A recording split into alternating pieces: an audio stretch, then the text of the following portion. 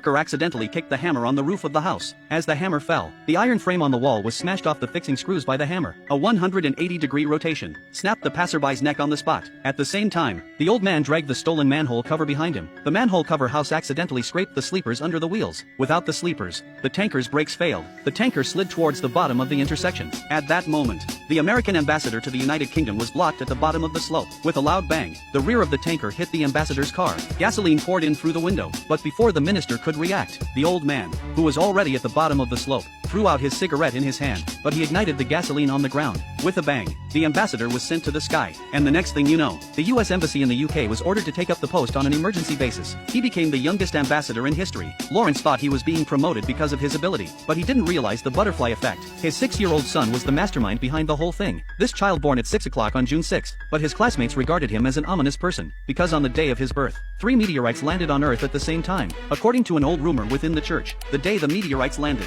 demons will awaken on Earth. A catastrophe is about to befall mankind. As expected, at the same time when the baby was born, Lawrence's son was born in the same hospital, but when Lawrence arrived at the hospital, he only saw the priest who was responsible for the baby's baptism standing outside the hospital room. The priest told Lawrence, "Unfortunately, the fetus is dead. Your wife's uterus was damaged in childbirth. It's very difficult for her to have another baby." Lawrence was sad and wanted to see his baby, but the priest stopped him. He took Lawrence outside the other delivery room. He explained to Lawrence that the baby in the nurse's arms, that the baby the nurse was carrying was an orphan. Maybe that's what the Lord intended. The baby was born at the same time as your son. Your wife doesn't know about your son. You could adopt him, so your wife won't be sad. When Lawrence heard that, he thought that his daughter-in-law would never be able to give birth again. He thought about it for a while. He decided to follow the priest's advice. He gave the baby to his daughter-in-law. They raised the child as their own. They named the child Demir. They gave him all the love of a parent. And Lawrence's daughter-in-law still doesn't know that the Demir he raised with all the love of a mother was never her son. By the time Demir was 6 years old, Lawrence's boss was killed on the spot while on a business trip. And the next thing you know, Lawrence was ordered to rush into office. He became the youngest ambassador in US history.